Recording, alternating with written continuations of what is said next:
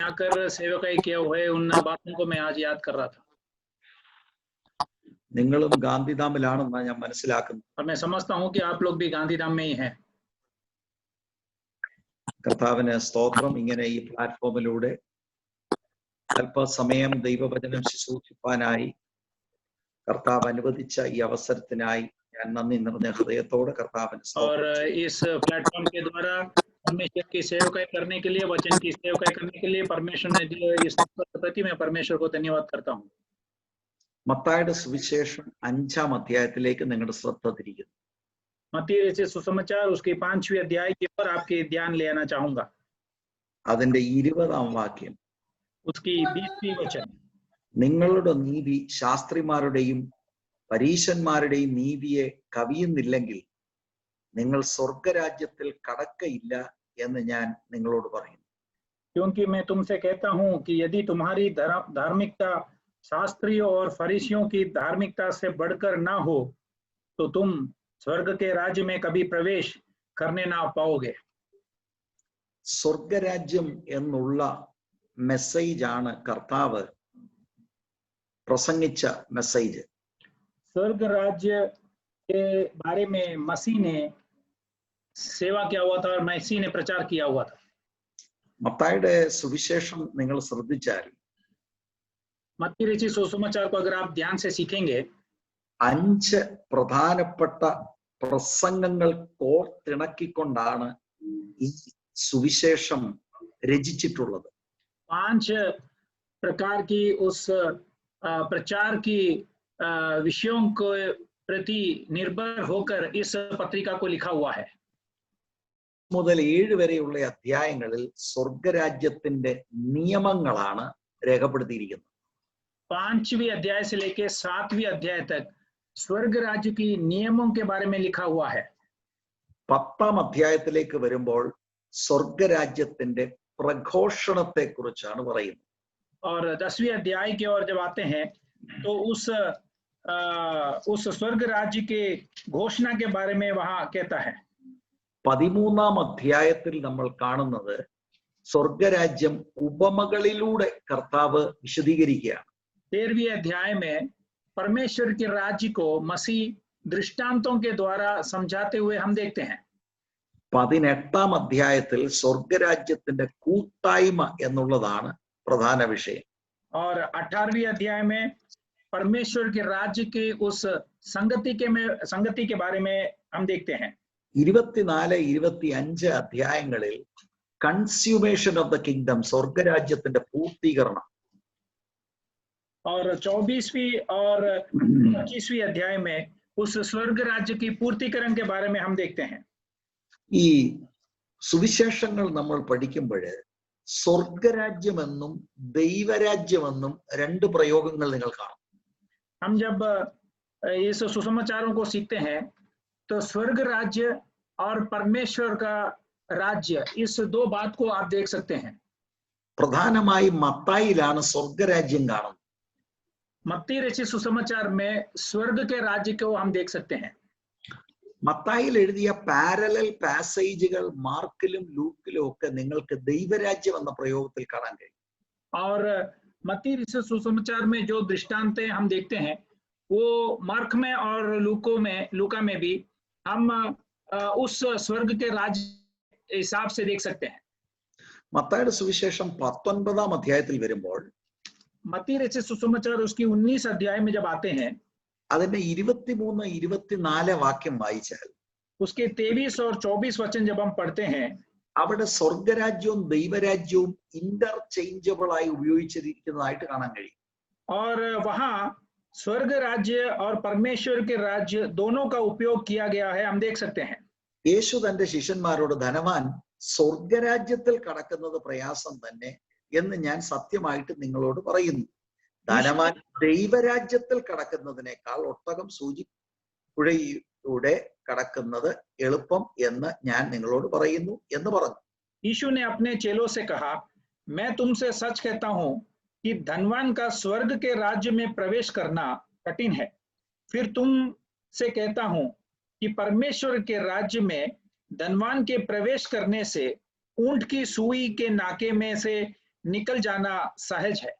അപ്പൊ ഒരാളോട് ഒരു വിഷയം തന്നെ പറയുമ്പോൾ തന്നെ അത് ഇന്റർചേഞ്ചബിൾ ആയി ഉപയോഗിക്കുന്നുണ്ടെങ്കിൽ അതിന്റെ അർത്ഥം ഈ രണ്ട് പ്രയോഗവും ഒരു രാജ്യത്തെ കുറിച്ച് തന്നെയാണ് പറയുന്നത്. और एक ही व्यक्ति के बारे में जब इधर बता रहे हैं, तब दोनों एक ही राज्य के बारे में जब दो प्रकार की शब्द यहाँ प्रयोग करता है, तो उसका अर्थ यह है कि ये दोनों शब्दों में जो राज्य के बारे में बता रहा है वो एक ही राज्य के संबंध में है। അങ്ങനെയാണെങ്കിൽ ഈ സ്വർഗരാജ്യം അല്ലെങ്കിൽ ദൈവരാജ്യം എന്നാൽ എന്താണ്? अगर इस प्रकार है तो ये स्वर्ग का राज्य अर्थात परमेश्वर का राज्य का मतलब क्या है?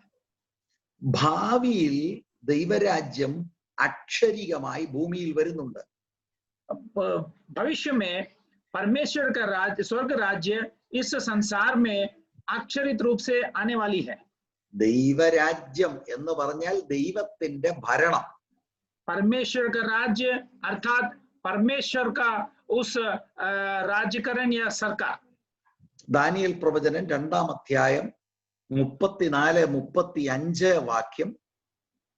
दानियल 2 का 34 और 35 वचन, 43 മുതൽ 45 വരെയുള്ള വാക്യം, 43 से लेके 45 वचन, 7-ാം അധ്യായത്തിന്റെ 13-14 വാക്യം.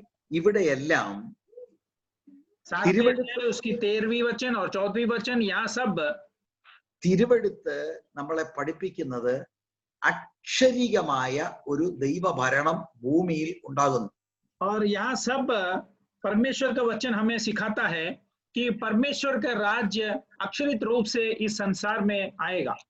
1000 ആണ്ട് കർത്താവ് രാജാവായി അക്ഷരികമായി ഭൂമിയെ ഭരിക്കും.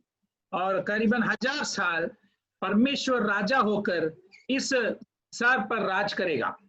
അത് ബൈബിളിലെ പ്രവചനമാണ്. और ये बाइबल का भविष्यवाणी है। എന്നാൽ ഇന്ന് ദൈവരാജ്യമുണ്ട്, അതെവിടെയാണ്?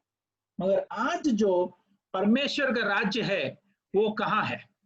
ഇന്ന് അക്ഷരികമായി ഏതെങ്കിലും ഒരു ദേശം മുഴുവനുമായി പൂർണ്ണമായി ദൈവത്തിന്റെ ഭരണത്തിന്റെ കീഴിലാണെന്ന് പറയാൻ സാധ്യമല്ല. आज हम इस प्रकार नहीं कह सकते हैं कि अक्षरित रूप से कोई भी राज्य परमेश्वर के अधीन में है। യോഹന്നാൻ 18:36 വാക്യത്തിൽ യോഹന്നാൻ രചിത സുസമാചാർ उसकी 18वीं अध्याय उसकी 36वीं वचन में പീലാത്തോസിന്റെ മുൻപിൽ നിൽക്കുമ്പോൾ കർത്താവ് പറഞ്ഞ വാക്കുകൾ ഞാൻ നിങ്ങളെ വായിച്ചു കേൾപ്പിക്കാം. पिलातुस के सामने मसीह ने जो उत्तर दिया उस वचनों को मैं आपको पढ़ के सुनाता हूँ। എന്റെ രാജ്യം ഐഹികമല്ല. मेरा राज्य इस जगत का नहीं है। എന്റെ രാജ്യം ഐഹികമായിരുന്നു എങ്കിൽ എന്നെ യഹൂദന്മാരുടെ കയ്യിൽ ഏൽപ്പിക്കാതെ വണ്ണം എന്റെ സേവകർ പോരാടുമായിരുന്നു. എന്നാൽ എന്റെ രാജ്യം ഐഹികമല്ല എന്ന് ഉത്തരം പറഞ്ഞു. यदि मेरा राज्य इस जगत का होता तो मेरा सेवक लड़ते कि मैं यहूदियों के हाथ सौंपा न जाता, परंतु अब मेरा राज्य यहाँ का नहीं है। അപ്പോൾ ഇന്ന് ഭൂമിയിൽ അക്ഷരികമായ ഒരു രാജ്യം ദൈവത്തിനില്ല. आज इसका अर्थ यह है कि आज पृथ्वी में परमेश्वर का इस जगत पर कोई राज्य नहीं है। റോമാലേഖനം 14-ാം അധ്യായം 17-ാം വാക്യം പറയുന്നത്, रोमियों का पत्री 15वां अध्याय उसकी 70वीं वचन कहता है, ദൈവരാജ്യം ഭക്ഷണവും പാനീയവും നീതിയും സമാധാനവും പരിശുദ്ധാത്മാവിൽ സന്തോഷവും അത്രേ. और परमेश्वर का राज्य खाना या पीना नहीं है मगर पवित्र आत्मा में आनंद और खुशी है। അപ്പൊ അത് അക്ഷരിക രാജ്യമല്ല, वो അതൊരു ആത്മീക രാജ്യമാണ്. वो एक सच्चाई में एक राज्य नहीं है मगर वो एक आत्मिक राज्य है। അപ്പൊ ഭാവിയിൽ അക്ഷരികമായ രാജ്യം ഭൂമിയിൽ ഉണ്ടാകും. मगर भविष्य में एक राज्य इस जगत में होगा।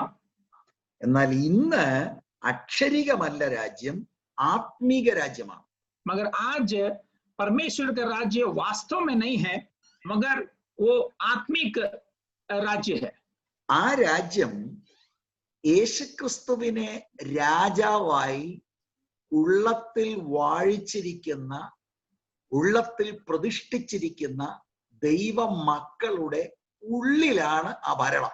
और उस राज्य का जो है वो परमेश्वर को अपने मन में स्वीकार किया हुआ, परमेश्वर के हित के अनुसार चलने वाले उस परमेश्वर के प्रजा के अंदर उस राज्य का स्थापना किया गया है।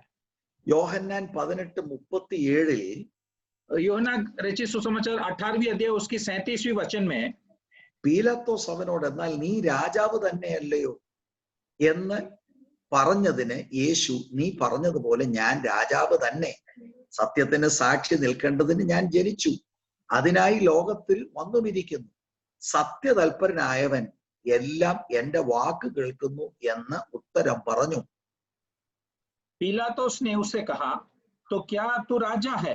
यीशु ने उत्तर दिया कि तू कहता है, क्योंकि मैं राजा हूं, मैंने जन्म लिया और इसलिए जगत में आया हूं कि सत्य पर गवाही दूं।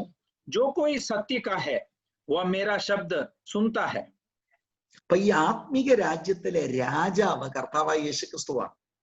और इस आत्मिक संसार का राज्य का राजा जो है वो मसीह यीशु है।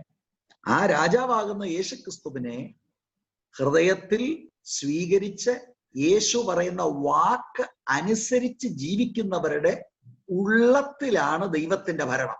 उस राजा यीशु मसीह को अपने हृदय में स्वीकार करते हुए उसके वचन के आज्ञाकारी होने वालों के मन के अंदर परमेश्वर का राज्य रहता है।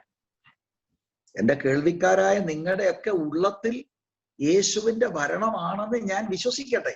और मेरे वचनों को सुनने वाले आप सबके हृदयों में परमेश्वर का राज्य है करके मैं यकीन करता हूँ। യേശുവിന്റെ ഭരണം അല്ലെങ്കിൽ വേറൊരു ഭരണമുണ്ട്.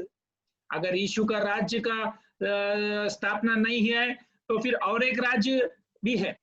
കൊലോസ്യ ലേഖനം 1:13 പറയുന്നത്, कोलोसियों के पत्री 1:13 में इस प्रकार हम पढ़ते हैं, നമ്മെ ഇരുട്ടിന്റെ അധികാരത്തിൽ നിന്ന് വിടുവിച്ച് തന്റെ സ്നേഹസ്വരൂപനായ പുത്രന്റെ രാജ്യത്തിലാക്കി വെക്കുകയും ചെയ്ത പിതാവിന് സന്തോഷത്തോടെ സ്തോത്രം ചെയ്യുന്നവരാകണം എന്ന് അപേക്ഷിക്കുന്നു.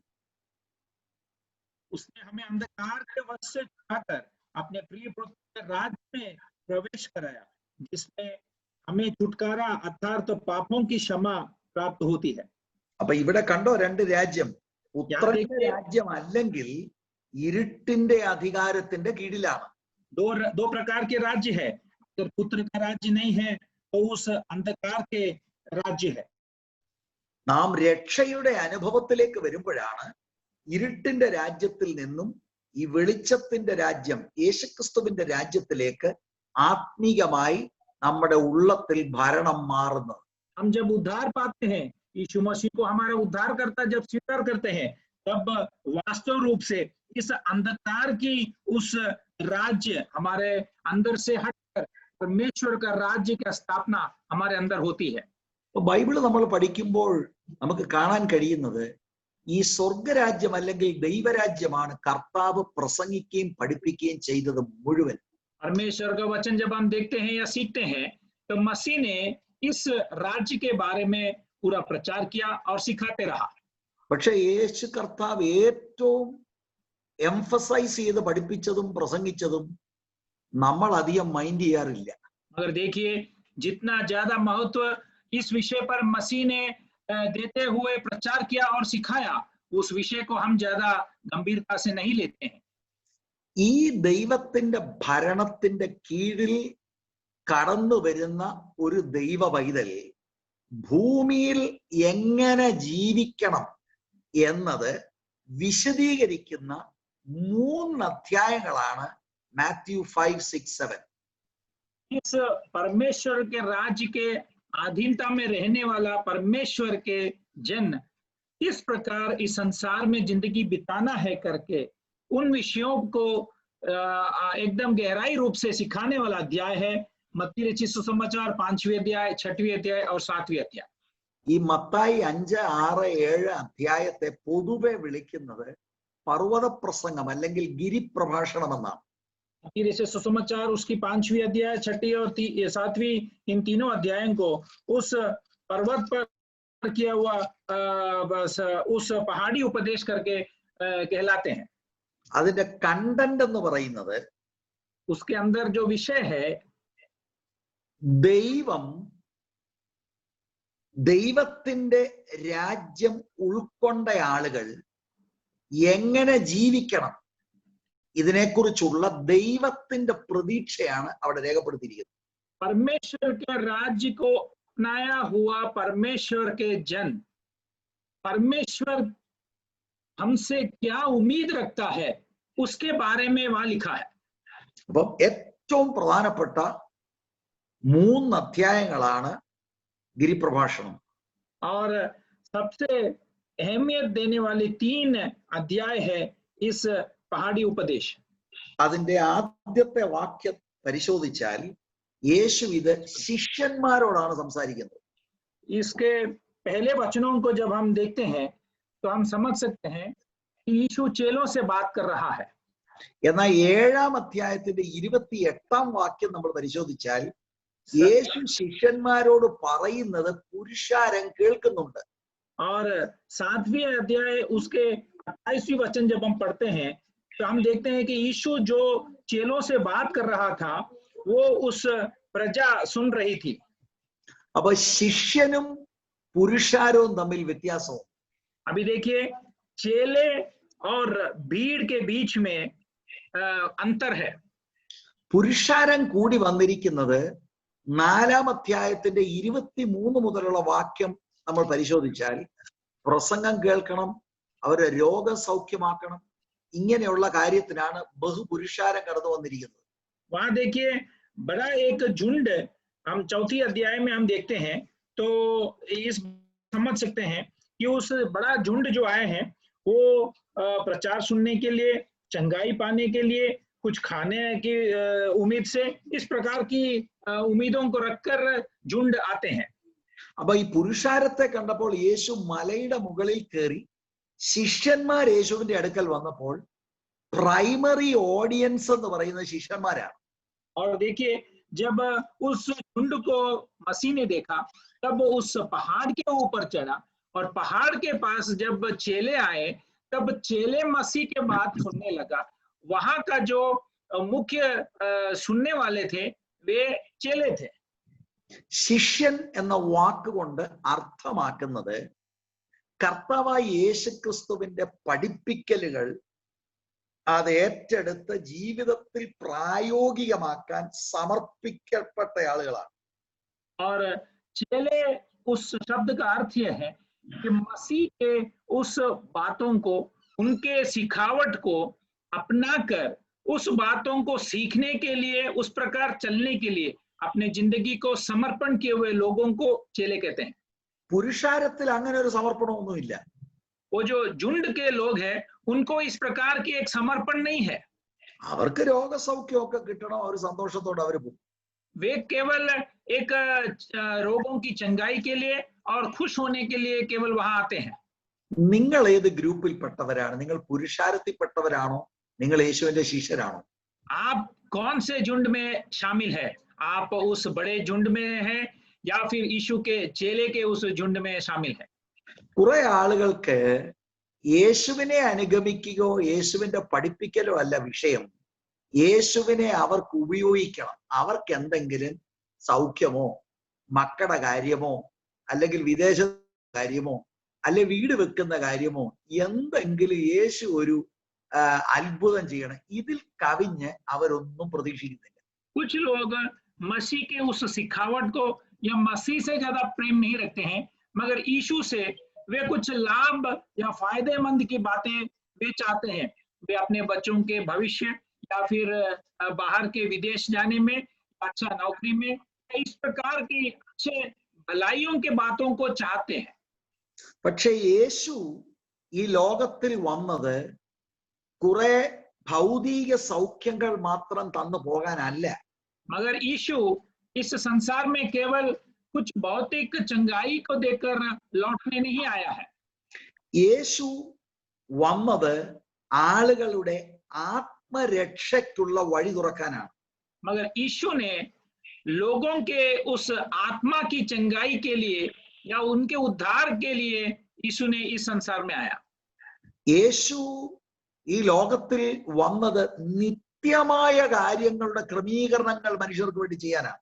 और यीशु मसीह इस संसार में अनंत काल की उस बातों को प्रजा के लिए, लोगों के लिए करने के लिए आया है।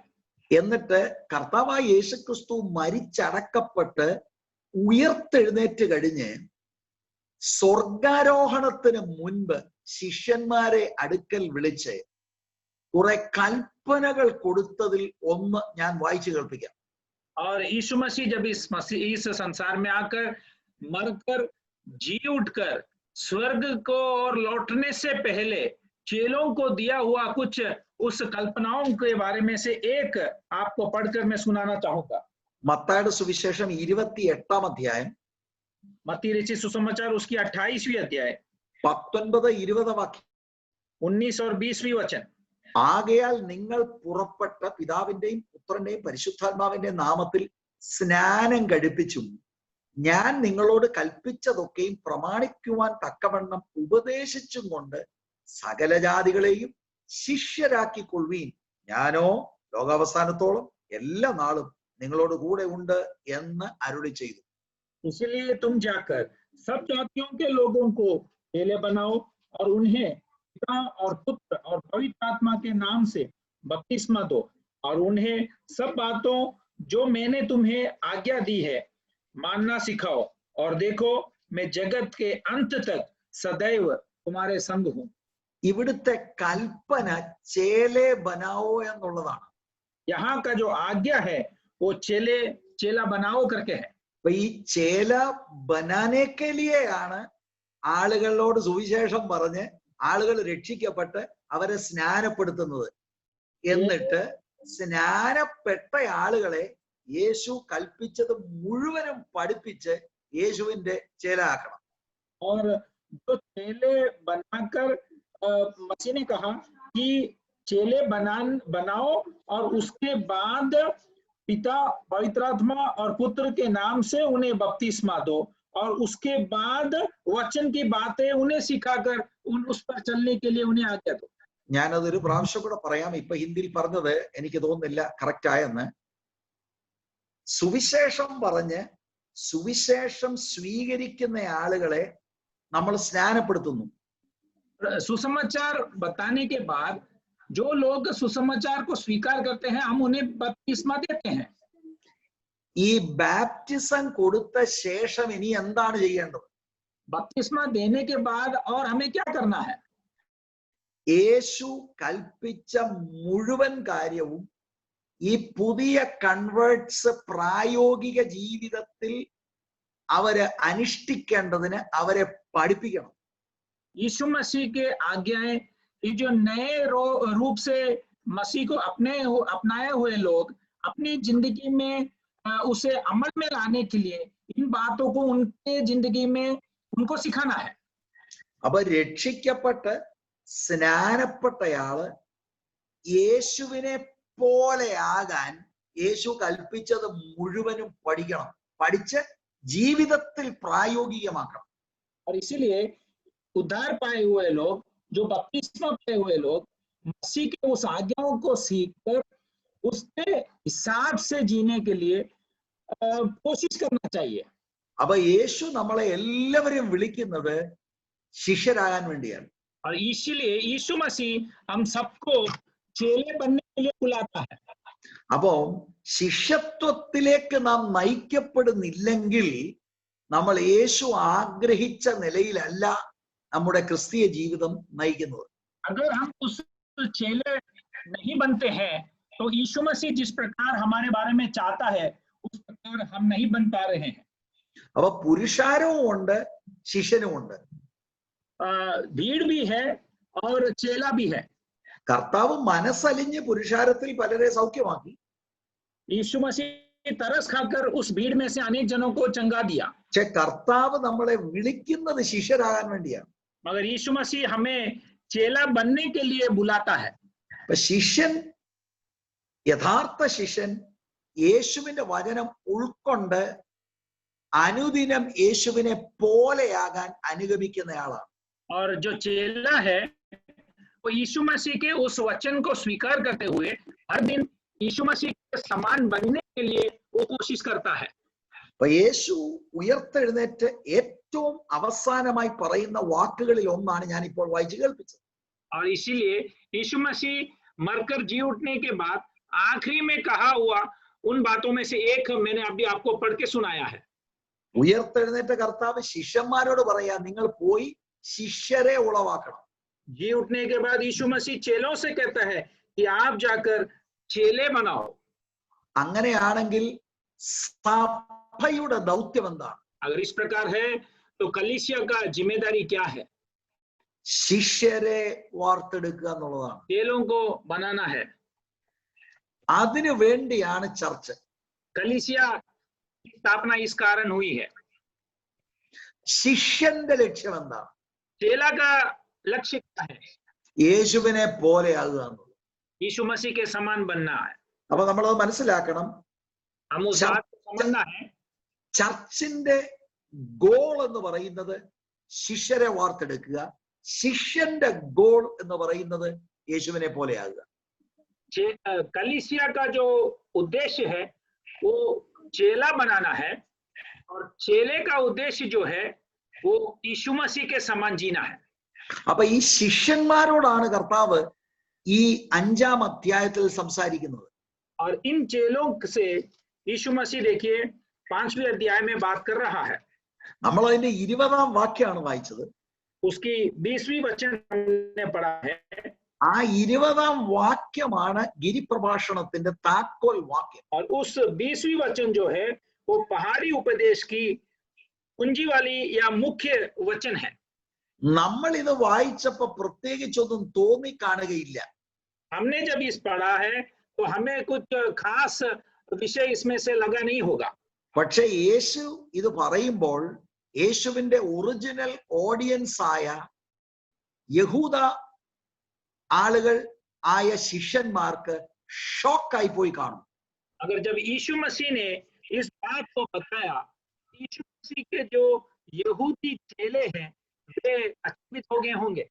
കാരണം അവിടെ പറയുന്നത് നിങ്ങളുടെ നീതി, അതായത് യേശുവിനെ അനുഗമിക്കുന്ന ശിഷ്യന്മാരുടെ നീതി ശാസ്ത്രിമാരുടെയും പരീശൻ നീതിയെ കവിയണം. കവിയുന്നില്ലെങ്കിൽ നിങ്ങൾ സ്വർഗരാജ്യത്തിൽ കടക്കുകയില്ല എന്ന് ഞാൻ നിങ്ങളോട് പറയുന്നു. क्योंकि वहां इस प्रकार लिखा है कि यदि तुम्हारी धार्मिकता अर्थात उस चेलों की धार्मिकता शास्त्रियों और फरीसियों की धार्मिकता से बढ़कर ना हो तो तुम स्वर्ग के राज्य के में कभी प्रवेश करने ना पाओगे करके मैं तुमसे कहता हूं। ഇതെന്തുകൊണ്ടാണ് ഷോക്കിംഗ്? ये क्यों अचंभित हो जाता है? ഇതിനകത്ത് കർത്താവ് വളരെ പ്ലെയിൻ ആയിട്ട് പറയുന്നത് ഈ ശാസ്ത്രിമാരും ഫരീസരും സ്വർഗത്തിൽ പോകത്തില്ലെന്ന്. यहाँ बड़ी साफ रीति से मसीह ये कहता है कि शास्त्रियों और फरीसियों परमेश्वर के राज्य में प्रवेश नहीं करेगा। അവര് ദൈവത്തിന്റെ ഭരണത്തിന്റെ കീഴിലല്ല.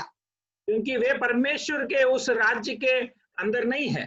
ഒരു യഹൂദൻ അത് കേൾക്കുമ്പോൾ അത് ഷോക്കിംഗ് ന്യൂസ് ആണ്. क्योंकि इस बात जब यहूदी सुनता है तो उसे ये अचंभित लगता है।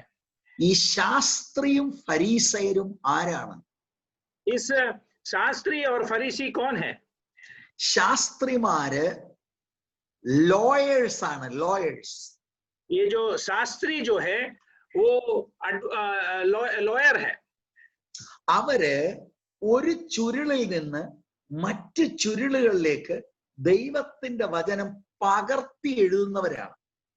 और वे परमेश्वर के वचन को एक पन्ने में से दूसरे पन्ने में लिखने वाले हैं। അത് വളരെ ബുദ്ധിമുട്ടുള്ള കാര്യമാണ്. वो बहुत मेहनत वाली या मुश्किल काम है। നമ്മൾ കോപ്പി ചെയ്യുന്ന പോലെ കോപ്പി ചെയ്യുന്ന ആളുകളല്ല ശാസ്ത്രിമാര്. ये जो शास्त्रियों जो है वो जिस प्रकार हम कॉपी मारते हैं उस प्रकार देखकर लिखने वाले नहीं है। ഒരു പേജിൽ എത്ര വാക്കുകൾ ഉണ്ട് എന്നെണ്ണും, ഒരു ലൈനിൽ എത്ര വാക്കുണ്ടെന്നെണ്ണും, വാക്കുകൾ തമ്മിലുള്ള സ്പേസ് അവർ നോക്കും. അങ്ങനെ കൃത്യമായിട്ടാണ് അടുത്ത ചുരുളിലേക്ക് അവർ പകർത്തുന്നത്. एक लाइन में कितना शब्द है करके देखते हैं और दो शब्दों के बीच में कितना जगह है करके देखते हैं. उस प्रकार एक पन्ने में पूरा कितना शब्द है करके देखते हैं. सारे बात एकदम सही ढंग से वे दूसरे पन्ने में उसे लिखते हैं. അത്ര ഭയഭക്തിയോടെയാണ് അവരിത് കോപ്പി ചെയ്യുന്നത്. उतना भय और भक्ति के साथ वे इन बातों को लिखते हैं. അങ്ങനെ കോപ്പി ചെയ്ത് കഴിഞ്ഞ് ഒറിജിനലുമായിട്ട് അത് ടാലി ചെയ്യുന്നില്ലെങ്കിൽ അതവര് മാറ്റി വെച്ചേച്ച് പിന്നെ എഴുതാൻ തുടങ്ങും. और जब ये इस प्रकार लिखने के बाद जो ओरिजिनल जो कॉपी है उसमें से अगर ये सही है करके मिला के देखते हैं. अगर मिलाने में कोई भी गलती होता है तो वापस वो लिखना शुरू करते हैं. അപ്പൊ ദൈവവചനത്തെ സ്നേഹിക്കുന്ന, ദൈവവചനത്തിന്റെ അക്യുറേറ്റ് ആയിട്ടുള്ള പകർപ്പിനായി സമർപ്പിക്കപ്പെട്ട ഈ ശാസ്ത്രിമാര് സ്വർഗത്തിൽ ദൈവത്തിന്റെ ഭരണത്തിന്റെ കീഴിലല്ലേ? परमेश्वर के वचन को लिखने के लिए उस बातों को बारे में इतना ज्ञानकारी रखने वाले इन शास्त्रियों या परमेश्वर के राज्य के अधीन में नहीं है. ഇവര് ഇങ്ങനെ ദൈവവചനവുമായിട്ട് നല്ല പരിചയം അവർക്ക് കോപ്പി ചെയ്ത് ഉണ്ടായത് കൊണ്ട് പിൻകാലങ്ങളിൽ വചനം വ്യാഖ്യാനിക്കുന്നവരായി മാറി. और इस प्रकार वे लोग परमेश्वर के वचन प्रतिलिपि करते अच्छा तजुर्बा होने के वजह से आगे के भविष्य के दिनों में वे परमेश्वर के वचन के अच्छे पंडित और उसके व्याख्यान करने वाले, सिखाने वाले बन गए. ശരിക്കും ഇപ്പോൾ സഹോദരൻ പറഞ്ഞ ആ വാക്കാണ് ഏറ്റവും അപ്രോപ്രിയേറ്റ്. അവര് ബൈബിൾ സ്കോളേഴ്സ് ആണ്. और सही रूप से वे परमेश्वर के वचन के पंडित बन गए. അപ്പൊ അവര് യേശു പറയാണ് സ്വർഗത്തിൽ പോകുന്നവരല്ല. तब देखिए यीशु कहता है कि वे स्वर्ग के राज्य से में प्रवेश नहीं करेंगे. അവരുടെ ഉള്ളത്തിൽ ദൈവത്തിന്റെ ഭരണമില്ല. उनके अंदर परमेश्वर का राज्य नहीं है. ഇതൊരു യഹൂദനെ സംബന്ധിച്ചിടത്തോളം ഷോക്കിംഗ് ആണ്. यह एक यहूदी के संबंध में उसे अचंभित करने वाला बात है. ഫരീസയരാരാണ്? और फरीसी कौन है? വേദപുസ്തകം പഠിച്ചാൽ ഇവർ ആഴ്ചയിൽ 2 തവണ ഉപവസിക്കുന്നവരാണ്. परमेश्वर के वचन सीखे तो हफ्ते में 2 दिन कम से कम ये उपवास करने वाले हैं. കൃത്യം ദശാംശം കൊടുക്കുന്നവരാണ്. और एकदम सही रीति से दशांश देने वाले हैं. ഇഷ്ടം പോലെ ദാനധർമ്മം കൊടുക്കുന്നവരാണ്. और एकदम पूरी तौर से दान और पुण्य काम करने वाले हैं. കൃത്യമായി ശബത്തിൽ പള്ളി പോകുന്നവരാണ്. और एकदम सही रूप से सबतों में उस प्रभु के आलय में जाने वाले हैं. ന്യായപ്രമാണത്തിന്റെ ഒരുപാട് ഭാഗങ്ങൾ മനപ്പാഠമാക്കുന്നവരാണ്. व्यवस्था के अनेक पाठ इनको मनपाठ है, इन्हें याद रखते हैं. യേശു പറയുകയാണ് ഇവരുടെ നീതിയെ ശിഷ്യന്മാരുടെ നീതി കവിയുന്നില്ലെങ്കിൽ അവർ സ്വർഗരാജ്യത്തിൽ കടക്കില്ല. यीशु कहते हैं कि इनकी धार्मिकता अगर इनकी धार्मिकता अगर शास्त्रियों और फरीसियों से बढ़कर ना हो तो वे स्वर्ग के राज्य में प्रवेश ना करेंगे. യഹൂദന്മാരുടെ ഇടയിൽ അവരുടെ ഇടയിൽ ഒരു ചൊല്ലുണ്ടായിരുന്നു. यहूदियों के बीच में एक कहना इस प्रकार था, സ്വർഗത്തിൽ 2 പേരെ മാത്രമേ കേറ്റുകയുള്ളെങ്കിൽ അതിൽ ഒരാൾ ശാസ്ത്രിയും മറ്റൊരാൾ ഫരീസയനുമായി. स्वर्ग में अगर केवल 2 जने को प्रवेश मिलता है तो एक शास्त्री होगा और दूसरा फरीसी होगा. അവരോട് ആത്മീകതയിൽ കിടപിടിക്കാൻ തക്കവണ്ണം വേറെ ആർക്കും കഴിയത്തില്ല. और उनके साथ आत्मिकता का नापतोल करने के लिए और कोई से हो नहीं सकता था. പക്ഷെ യേശു പറയാണ് ഇവർ സ്വർഗത്തിൽ പോകുന്ന ടീമല്ല. अगर यीशु कहता है कि वे स्वर्ग राज्य में प्रवेश करेंगे, നിങ്ങളുടെ നീതി അവരുടെ നീതിയെ കവിയണമെന്നാണ് യേശു പറയുന്നത്. यीशु कहता है कि तुम्हारी धार्मिकता उनकी धार्मिकता से बढ़कर होना चाहिए. ആ നീതി എന്ന വാക്കിന്റെ അർത്ഥം എന്താണ്? उस धार्मिकता अर्थ का, उस शब्द का अर्थ क्या है? അതിന്റെ അർത്ഥം ഇങ്ങനെയാണ്: ദൈവത്തിന്റെ ഗുണനിലവാരം അനുസരിച്ച് ജീവിക്കുക. उसका अर्थ यह है कि परमेश्वर के गुण के अनुसार जिंदगी बिताना. Right living according to the standard of God. परमेश्वर के उस मात्रा के अनुसार जिंदगी बिताना. ഫരീസയനും ശാസ്ത്രിയും സ്വർഗത്തിൽ പോകത്തില്ലെങ്കിൽ ആര് പോകും? अगर शास्त्री और फरीसी अगर स्वर्ग के राज्य में प्रवेश नहीं करेगा तो और कौन जाएगा? നിങ്ങളുടെ നീതി അവരുടെ നീതിയെ കവിയണം. आपकी धार्मिकता उनकी धार्मिकता से बढ़कर होना चाहिए. അപ്പൊ നമ്മൾ എങ്ങനെയാ ഇത് മനസ്സിലാക്കേണ്ടത്? तो इन बातों को हमें किस प्रकार समझना है? അപ്പൊ ഇവരാഴ്ചയിൽ 2 തവണ ഉപവസിക്കുന്നു എങ്കിൽ നമ്മൾ ഇനി 3 or 4 തവണ ഉപവസിക്കണം? या हफ्ते में जब ये लोग 2 बार उपवास करते हैं तो हम क्या हफ्ते में 3 या 4 बार उपवास रखना है? ന്യായപ്രമാണത്തിലെ 613 നിയമങ്ങൾ അവര് പാലിക്കാൻ ബന്ധപ്പെടുകയാണ്. നമ്മളത് 615 620 ആക്കണോ?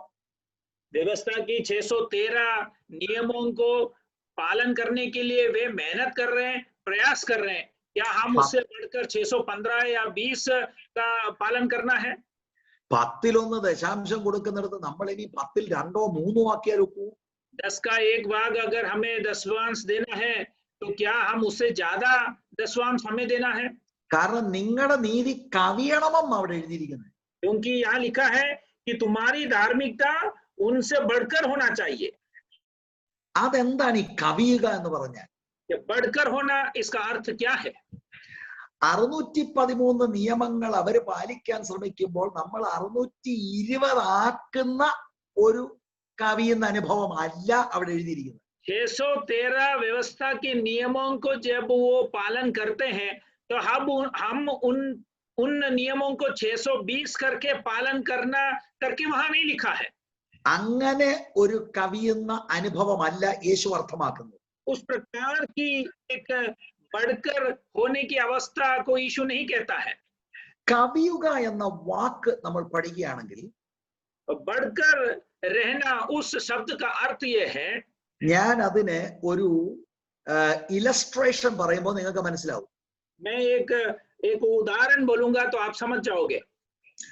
ഈ നമ്മുടെ നദികളിൽ ഇഷ്ടംപോലെ മഴ പെയ്ത് വരണ്ട് കിടക്കുന്ന നദികളിൽ വെള്ളം അല്പമായിട്ട് ഇത് ഫുള്ളായിട്ട് അതിനകത്ത് നിന്ന് കവിഞ്ഞൊഴുകുന്നത് പോലെയാണ് ഇവിടെ എക്സീഡ് അല്ലെങ്കിൽ നിങ്ങളുടെ നീതി കവിയണം എന്ന് എഴുതിയിരിക്കുന്നത്. और जिस प्रकार एक सूखे हुए नदी में बारिश होने के वजह से उसमें पानी धीरे धीरे भरकर जब ऊपर तक आ जाता है, फिर वो बहने की उस अवस्था में आती है या दिशा से वो बहती है, उस अर्थ को यहाँ लिखा हुआ है. എന്ന് പറഞ്ഞാൽ നിങ്ങൾ ശ്രദ്ധിക്കണം, ഈ സമയത്ത് ഫരീസയനും ശാസ്ത്രിക്കും ഒരു നീതിയുണ്ട്. ശിഷ്യന്മാരിൽ ദൈവത്തിന്റെ പ്രതീക്ഷ ഇവരുടെ നീതിയെ കവിയണമെന്ന് പറയുമ്പോൾ അകത്ത് നിന്ന് പുറത്തേക്ക് വരണം. अभी जरा ध्यान से आप सुनिएगा. फरीसियों और शास्त्रियों का एक धार्मिकता है और मसीह जब चेलों का धार्मिकता कहते हैं तो मसीह ये चाहता है कि चेलों को उनके अंदर से एक धार्मिकता बाहर की ओर बहना चाहिए. ഫരീസന്റെയും ശാസ്ത്രിയുടെയും നീതി കേവലം ബാഹ്യമായിട്ടുള്ള നീതിയായിരുന്നു. फरीसी और शास्त्रियों की जो धार्मिकता है वो केवल बाहर की ओर प्रकट वाली एक धार्मिकता थी. അവരെല്ലാം മതപരമായ ചടങ്ങുകളായി കറക്റ്റായിട്ട് ചെയ്യും, പക്ഷെ അവിടെ അകത്ത് മാറ്റം വന്നിട്ടില്ല.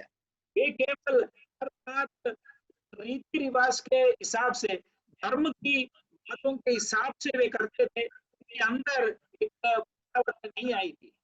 കർത്താവിനെ അനുഗമിക്കുന്ന ശിഷ്യന്മാരോട് പറയാണ്, അകത്ത് മാറ്റം വന്ന് അകത്ത് നിന്നാണ് പ്രവർത്തനം മുന്നോട്ട് വരേണ്ടത്. मसीह के बातों को सुनने वाले उस चेलों से मसीह कहता है कि आपके अंदर से बदलाव होना चाहिए, बाहरी रूप में नहीं। ഞാൻ നിങ്ങളെ രണ്ട് വാക്യങ്ങൾ വായിച്ചു കേൾപ്പിക്കാം. दो वचन आपको मैं सुनाता हूँ. മത്തായിയുടെ സുവിശേഷം 23-ാം അധ്യായം, मत्ती रचित सुसमाचार 23वीं अध्याय, അതിന്റെ 27-28 വാക്യം. उसकी 27वीं और 28वीं वचन. കപടഭക്തിക്കാരായ ശാസ്ത്രിമാരും പരീശന്മാരുമായി ഉള്ളോരെ, നിങ്ങൾക്ക് ഹാ കഷ്ടം, വെള്ള തേച്ച ശവക്കല്ലറുകളോട് നിങ്ങൾ ഒത്തിരിക്കുന്നു.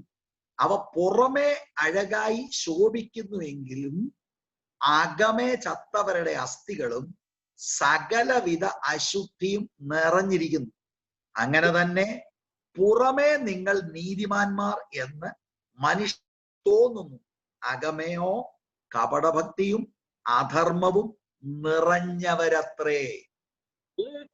शास्त्रियों और फरीसियों, तुम पर हाय, तुम सुना फिरी हुई कब्रों के समान हो, जो ऊपर से तो सुंदर दिखाई देती है, परंतु भीतर मुर्दों की हड्डियों और सब प्रकार की मलिनता से भरी है। इसी रीति से तुम भी ऊपर से मनुष्यों को धर्मी दिखाई देते हो, परंतु भीतर कपट और अधर्म से भरे हुए हो. അപ്പം മനുഷ്യര് കാണുമ്പോൾ ഇവര് ഭയങ്കര സൂപ്പർ സ്പിരിച്വലാ. अर्थात जब मनुष्य देखते हैं तब ये एकदम सही ढंग से आत्मिक रूप से दिखाई देते हैं.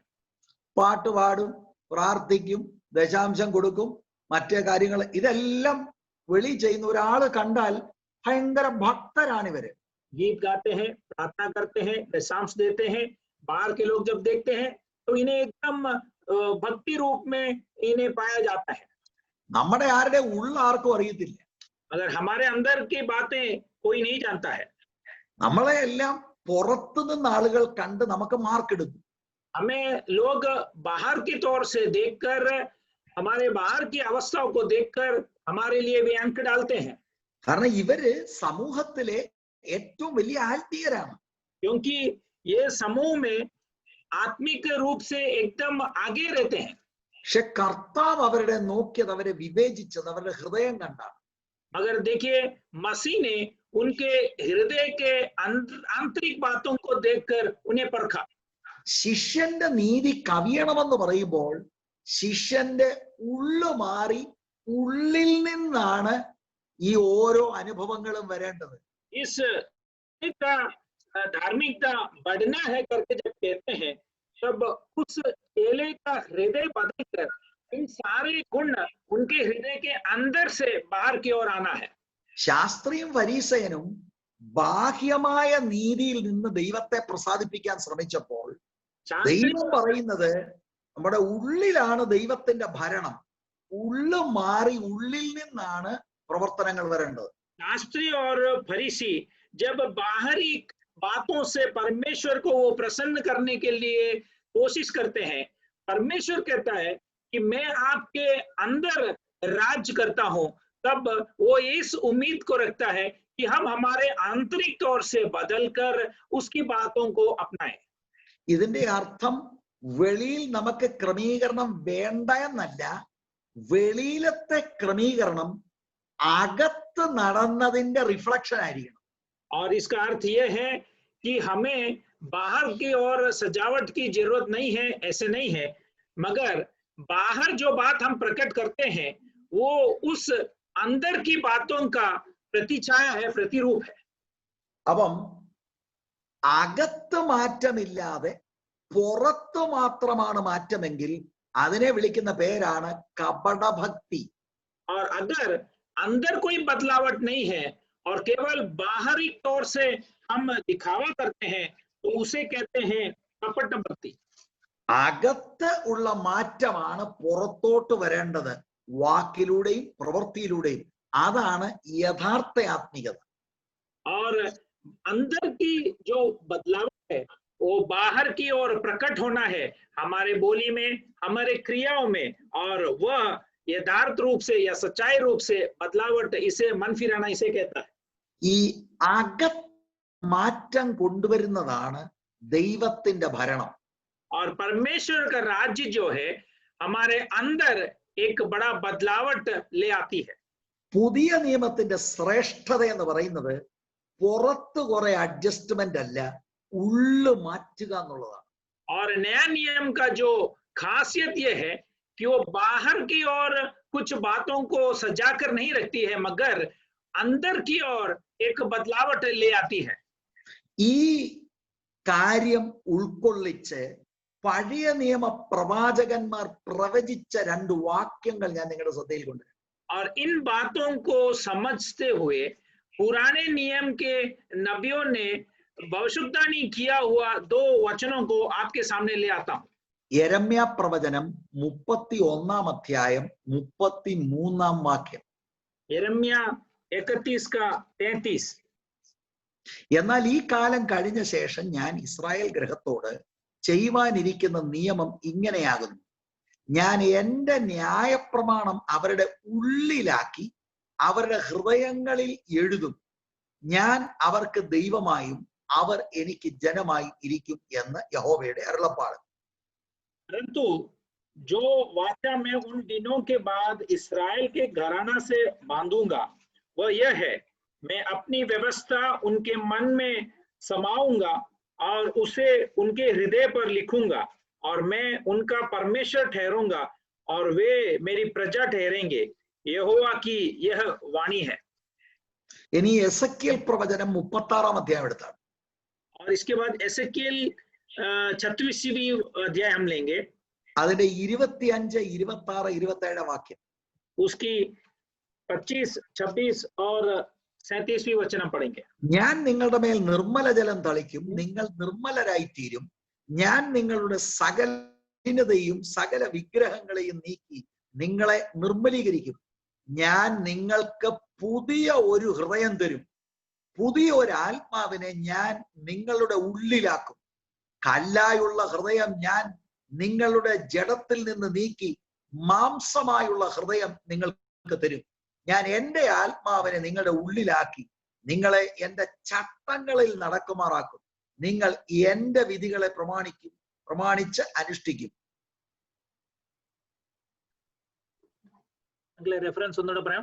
എസെക്കിയേൽ പ്രവചനം 36 25 മുതൽ 27 വരെയുള്ളതാണ്.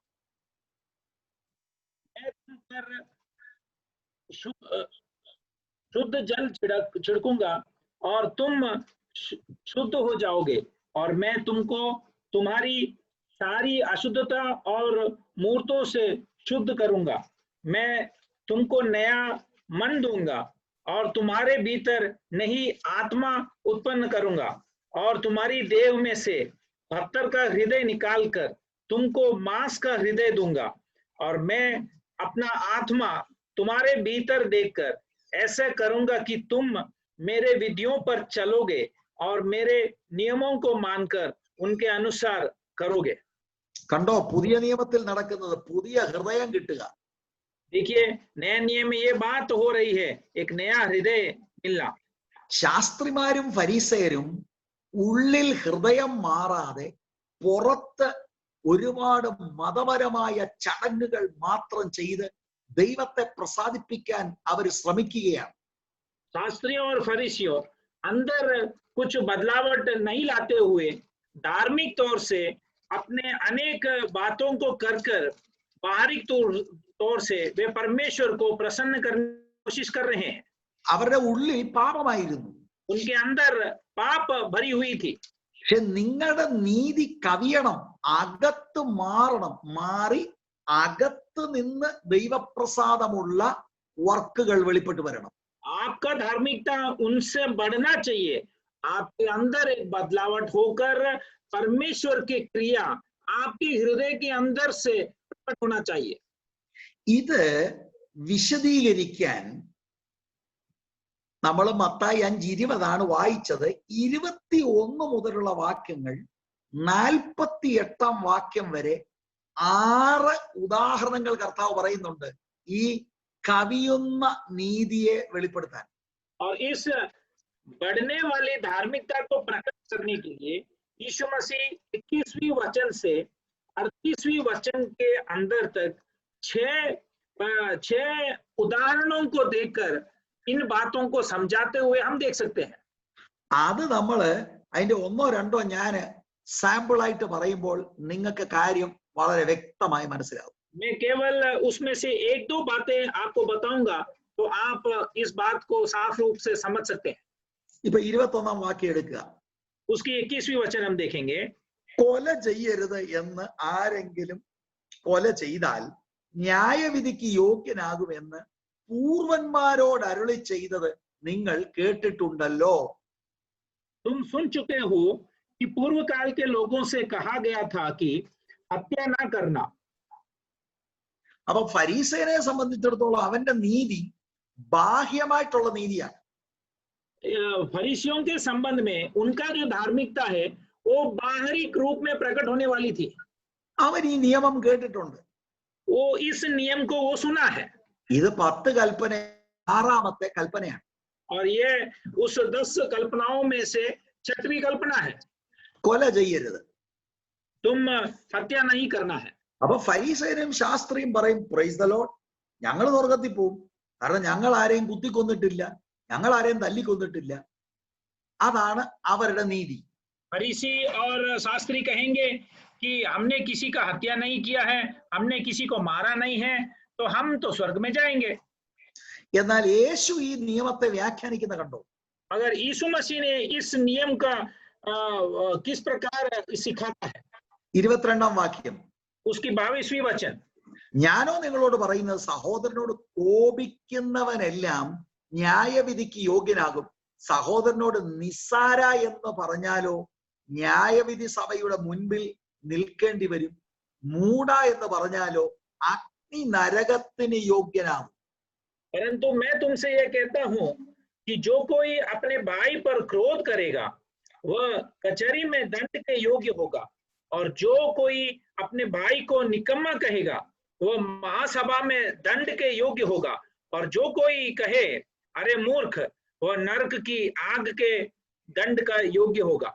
അപ്പൊ കൊല ചെയ്യരുതെന്നുള്ള കൽപ്പന ബാഹ്യമായിട്ടുള്ള നീതിയിൽ നിൽക്കുന്നവൻ ചിന്തിക്കുന്നത് ഞാൻ ആരെയും കൊല്ലാഞ്ഞത് കൊണ്ട് സ്വർഗത്തിൽ പോകുമെന്നാണ്.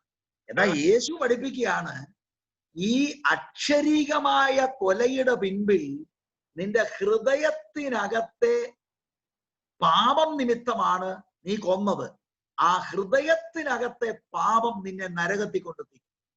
देखिए, हत्या नहीं करना करके जो उस उपदेश है उस बात को लोग समझकर हम हत्या नहीं करते हैं समझते हुए वे धार्मिकता या धार्मिक करके समझते हैं.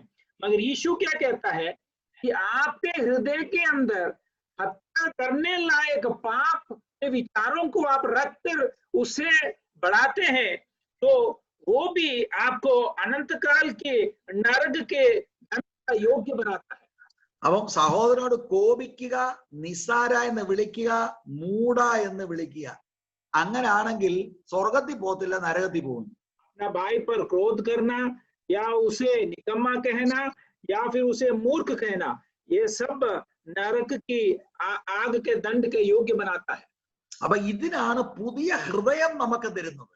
और इसीलिए हमें नया हृदय देता है. അകത്ത് നിന്ന് തന്നെ സഹോദരനെ സ്നേഹിക്കാൻ, अंदर से ही भाई से प्रेम करने के लिए. മറ്റേത് നമ്മൾ പ്രൈസ് ദ ലോർഡ് ഭായ് കേസയോ ആപ്പ് എന്നൊക്കെ പറയുമ്പോൾ അകത്ത് ഇവൻ തവേ വന്നില്ലായിരുന്നെങ്കിൽ നല്ലായിരുന്നു നമ്മൾ ഈ ചിന്തിക്കും. हम तो आमतौर से भाई कैसे हो प्रेस नोट करके कहते हैं, फिर अंदर में हम इस प्रकार विचार करते हैं कि अगर आज कलीसिया में आया नहीं होता तो अच्छा होता. ഇവനെയൊക്കെ ഇവൻ വന്നില്ലായിരുന്നെങ്കിൽ ഇവൻ ഇവിടെ ഇല്ലായിരുന്നെങ്കിൽ എനിക്ക് അവനെ ഇഷ്ടമല്ല. ഇതൊക്കെ ഉള്ളത്തിലുള്ളതാ. പക്ഷെ കാണുമ്പോ പ്രൈസ് ദ ലോർഡ് നമ്മൾ ആലിംഗനം ചെയ്യുന്നു, വലിയ വലിയ കാര്യം. ഭായി ക്ഷീണിച്ചു പോയല്ലോ, എന്താ ഉപവാസമാണോ, ഇതൊക്കെ നമ്മൾ ചോദിക്കും. ഇതെല്ലാം പുറത്തെ ഫിറ്റിംഗ് ആണ്. और हम जब उसे देखते हैं तो मन में तो ये सोचते होंगे कि आज आया नहीं होता तो ये नहीं दिखा होता तो कितना अच्छा होता. मगर हम जब बाहर तौर से उसे देख के अरे भाई कितना कमजोर हो गए हो, उपवास में थे क्या, इस प्रकार की बातें बाहरी तौर से हम करते हैं. അപ്പൊ നോയിക്കേ, പുറത്തെ നീതിയും അകത്തെ നീതിയും തമ്മിലുള്ളത് ആ വ്യത്യാസം കർത്താവ് പഠിപ്പിക്കുകയാണ്. देखिए, बाहर की धार्मिकता और धार्मिकता के बीच में जो अंतर है उसे मसीह सिखा रहा है. ശരിക്കും പുതിയ ഹൃദയം രക്ഷാനിർണയം പ്രാപിക്കുമ്പോൾ നമുക്കുണ്ടാകണം. सही रूप से नया हृदय जो है वो जब हम उद्धार के बारे में निश्चय होता है या उद्धार पाते हैं तब होना चाहिए. അതൊരു സൂപ്പർ നാച്ചുറൽ വർക്കാണ് ദൈവത്തിന്റെ. और ये एक परमेश्वर की दिव्य क्रिया है. അകത്ത് മാറാതെ എനിക്കെങ്ങനെ അകത്ത് നിന്ന് ആളുകളെ സ്നേഹിക്കാൻ കഴിയും? मैं अंदर नहीं बदले बगैर मैं किस प्रकार लोगों से प्रेम करूंगा? എന്നിട്ട് 23 മുതലുള്ള വാക്യങ്ങളിൽ ആകയാൽ നിന്റെ വഴിപാട് യാഗപീഠത്തിങ്കൽ കൊണ്ടുവരുമ്പോൾ സഹോദരൻ നിന്റെ നേരെ വല്ലതും ഉണ്ടെന്ന് അവിടെ വെച്ച് ഓർമ്മ വന്നാൽ നിന്റെ വഴിപാട് അവിടെ യാഗപീഠത്തിന്റെ മുൻപിൽ വെച്ചേച്ച് ഒന്നാമത് ചെന്ന് സഹോദരനോട് നിരന്നുകൊള്ളുക, പിന്നെ വന്ന് നിന്റെ വഴിപാട് കഴിക്കുക. ഇതാണ് വ്യവസ്ഥ. എന്തെങ്കിലും സഹോദരനോട് ഉണ്ടെങ്കിൽ നമ്മൾ നിരപ്പ് പ്രാപിക്കണം എന്നതാണ് വ്യവസ്ഥ. 24 वचन में हम देखते हैं, इसलिए यदि तू अपनी भेंट वेदी पर लाए और वहां तू स्मरण करे कि मेरे भाई के मन में मेरी ओर से कुछ विरोध है, तो अपनी भेंट वहीं वेदी के सामने छोड़ दे और जाकर पहले अपने भाई से मेल मिलाप कर तब आकर अपनी भेंट चढ़ा. यह व्यवस्था है. നമ്മള് സാക്ഷ്യമൊക്കെ പറയും, മുझे किसी से कुछ नहीं है എന്നൊക്കെ വലിയ വലിയ സാക്ഷ്യം പറയും. പക്ഷേല് കർത്താവിന്റെ വചനം പറയുന്നത് മുझे कुछ नहीं है उसको कुछ है എന്ന് നമുക്ക് തോന്നിയാൽ അങ്ങോട്ട് പോയി നിരപ്പ് പ്രാപിക്കണം. अगर हम तो इस प्रकार गवाही देते हैं कि हमें किसी से कोई बैर नहीं है, इस प्रकार की बातें करते हैं, मगर परमेश्वर का वचन इस प्रकार कहता है कि हमारे प्रति उनको भी उनके मन में कुछ है, तो हमें जाकर उनसे माफी मांगना है या मेल मिलाप करना है. എനിക്കറിയാമെന്ന കുറച്ച് ഹിന്ദി ഇട്ടാ ഞാൻ തട്ടുന്നത് ഒരു 2-3 മാസം ഹിന്ദിയില് നിങ്ങളുടെ കൂടെ ഒക്കെ നിന്നാല് ഞാൻ ഹിന്ദി പ്രസംഗിക്കും. जितना हिंदी जानता हूँ उस हिंदी का उपयोग कर रहा हूँ. अगर 2-3 महीना आपके साथ रहूंगा तो मैं हिंदी में प्रचार भी कर लूंगा. അപ്പോഴേ ഇതാണ് കർത്താവ് പറയുന്നത്, അവരുടെ നീതിയെ നിങ്ങളുടെ നീതി കവിയണം. It must come from the heart. यही मसीह सिखाता है कि उनकी धार्मिकता से बढ़कर आपकी धार्मिकता होना चाहिए, वो हृदय के अंदर से उत्पन्न होना चाहिए. ഇപ്പം 27 വാക്യത്തിൽ അടുത്ത വിഷയം കൂടെ പറഞ്ഞ് ഞാൻ അവസാനിപ്പിക്കാം. 27वें वचन में अगला विषय भी बताकर मैं बंद करना चाहूंगा. വ്യഭിചാരം ചെയ്യരുതെന്ന് അരുളി ചെയ്തത് നിങ്ങൾ കേട്ടിട്ടുണ്ടല്ലോ. तुम सुन चुके हो कि कहा गया था कि व्यभिचार ना करना. അത് ഫരീസയർക്കും ശാസ്ത്രിമാർക്കും അറിയാമെന്ന കൽപ്പനയാണ്. यह व्यवस्था तो शास्त्री और फरीसी दोनों जानते हैं. 10 കൽപ്പനയിലെ 7ാമത്തെ കൽപ്പനയാണ്. 10 उस कल्पनाओं में से 7वीं कल्पना है ये. അപ്പൊ അവരുടെ നീതി എന്താണ്?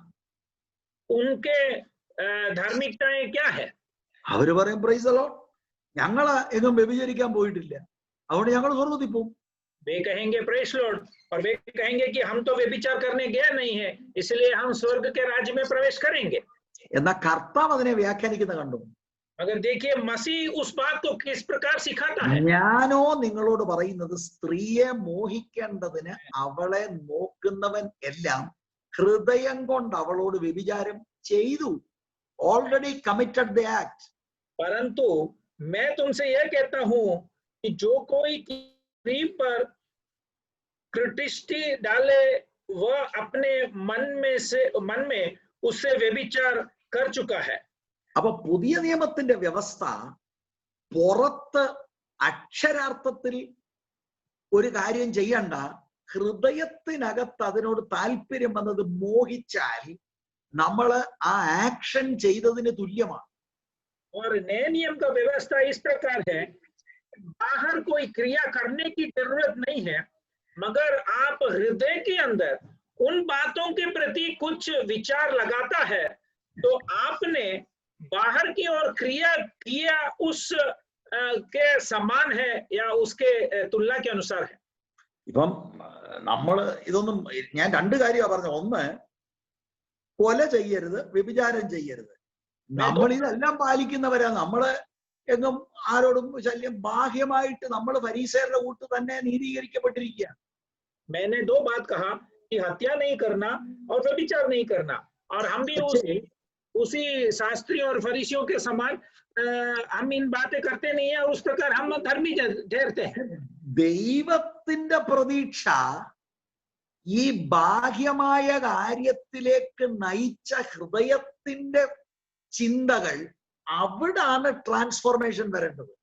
अगर परमेश्वर का विचार यह है कि हम हृदय के अंदर बदल कर उस बातों को स्वीकार करें, तो हम हमारे हृदय के अंदर से एक बदलाव आनी चाहिए।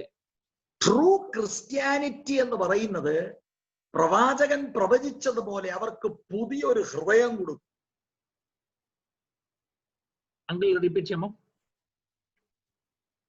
റിപ്പീറ്റ് ചെയ്യണോ? ട്രൂ ക്രിസ്ത്യാനിറ്റി അല്ലെങ്കിൽ യഥാർത്ഥ ആത്മീകത എന്ന് പറയുന്നത് പ്രവാചകൻ പ്രവചിച്ചതുപോലെ പുതിയ ഒരു ഹൃദയം വേണം. ഹൃദയത്തിൽ നിന്ന് നീതി വരണം.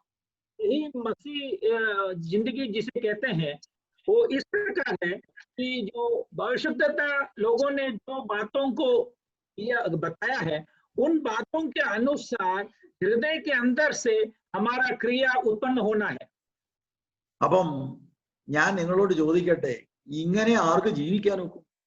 मैं आपसे पूछता हूँ कि इस प्रकार कौन जी सकता है? ഞാൻ നിങ്ങളോട് പറയാം, ലോകത്തിലെ ഒരു മനുഷ്യനും അവന്റെ സ്വയബലത്തിൽ ഇങ്ങനെ ജീവിക്കാൻ സാധ്യമല്ല. मैं आपसे कहता हूँ इस संसार के कोई भी लोग अपने खुद के सामर्थ्य में निर्भर रहकर इस प्रकार की जिंदगी बिता नहीं सकता है। അങ്ങനെ ദൈവം പോലും പ്രതീക്ഷിക്കുന്നില്ല. और परमेश्वर भी इस प्रकार की उम्मीद हमसे नहीं करता है।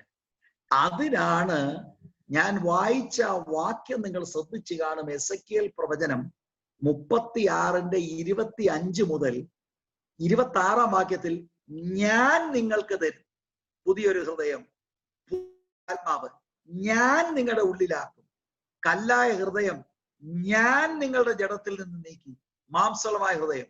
എന്നിട്ട് 27 വാക്യം, ഞാൻ എൻ്റെ ആത്മാവിനെ നിങ്ങളുടെ ഉള്ളിൽ തരും. എല്ലാം യേശു ചെയ്യാം, ഞാൻ ചെയ്യാം, ഞാൻ നിങ്ങളുടെ ഹൃദയത്തെ മാറ്റാം, ഞാൻ എൻ്റെ ആത്മാവിനെ തരാം. അങ്ങനെ ഒരു അനുഭവം ഇല്ലാത്ത ഒരാളിന് ഞാൻ ഈ മത്തായി 5 വിവരിച്ച കാര്യം അസാധ്യമാണ്. इसलिए एसेकिएल के पुस्तक 36वीं अध्याय उसकी 26वीं वचन में हम देखते हैं कि मैं तुम्हें एक नया मन दूंगा और तुम्हारे भीतर नई आत्मा उत्पन्न करूंगा और तुम्हारी देह से पत्थर का हृदय निकालकर तुझको मांस का हृदय दूंगा और मैं अपना आत्मा तुम्हारे भीतर देकर ऐसे करूंगा कि तुम मेरी विधियों पर चलोगे और मेरे नियमों को मानकर उनके अनुसार करोगे। अर्थात परमेश्वर कहता है कि सब मैं आपको करके दूंगा, क्योंकि आप आपके बल के अनुसार इन बातों को, अर्थात मत्ती ऋषि सुसमाचार 5वीं अध्याय 20वीं अध्याय और 20वीं वचन में जो धार्मिकता के बारे में कहता है, वो आप आपके सामर्थ्य के द्वारा कर नहीं पाओगे। ഹൃദയം സൂപ്പർ നാച്ചുറലായി കർത്താവ് മാറ്റുകയും സൂപ്പർ നാച്ചുറലായി പരിശുദ്ധാത്മാവ് അകത്ത് വന്ന് താമസിക്കുകയും സൂപ്പർ നാച്ചുറലായിട്ട് അകത്ത് ആത്മശക്തിയോട് അകത്തു നിന്ന് ദൈവവചനം അനുസരിക്കുകയും ചെയ്യുക. हृदय परमेश्वर के उस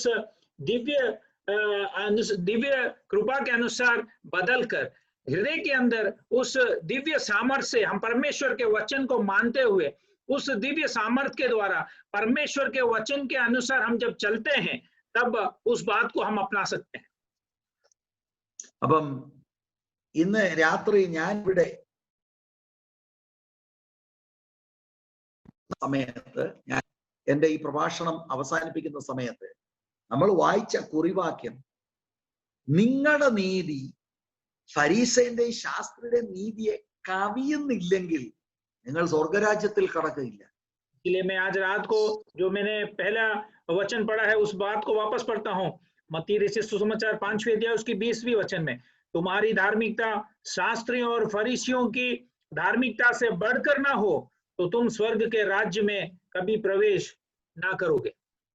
നമുക്ക് ചങ്കായി കിട്ടി, അല്ലെങ്കിൽ വേറെ ഏതാണ്ട് കാര്യം കിട്ടി, ദാറ്റ് ഈസ് ഓൾ ഫൈൻ. मैं चंगाई ഉള്ളു മാറാതെ ഉള്ളിൽ നിന്ന് ക്രിസ്തീയ അനുഭവം പുറത്തു വരാതെ ഇരുന്നാൽ നമ്മൾ വൻ അപകടത്തിലാണ്. में चंगाई मिला है, हम और कुछ बातों को हासिल किया है, मगर वो सब सही है, मगर हमारे हृदय के अंदर से अगर हम बदल नहीं पाते हैं, अगर हम एक बड़ी बदलावट की ओर नहीं जा पाते हैं, तो एक बड़ी दुर्घटना की ओर हम बढ़ रहे हैं. അങ്ങനെ അനുഗ്രഹിക്കപ്പെട്ട ഒരു ക്രിസ്തീയ ജീവിതം, ശിഷ്യത്വ ജീവിതം നയിക്കാൻ നമുക്കെല്ലാവർക്കും കർത്താവ് കൃപ തരട്ടെ എന്ന പ്രാർത്ഥനയോടെ ഞാൻ എൻ്റെ വാക്കുകൾ അവസാനിപ്പിക്കുന്നു. കർത്താവ് നിങ്ങളെ ധാരാളമായിട്ട് അനുഗ്രഹിക്കട്ടെ. और इस प्रकार एक आशीषदायक मसीह जिंदगी बिताने के लिए आप सबको मैं कामना करता हूं, और परमेश्वर आप सबको सामर्थ्य दे और बहुतायत से आशीष दे.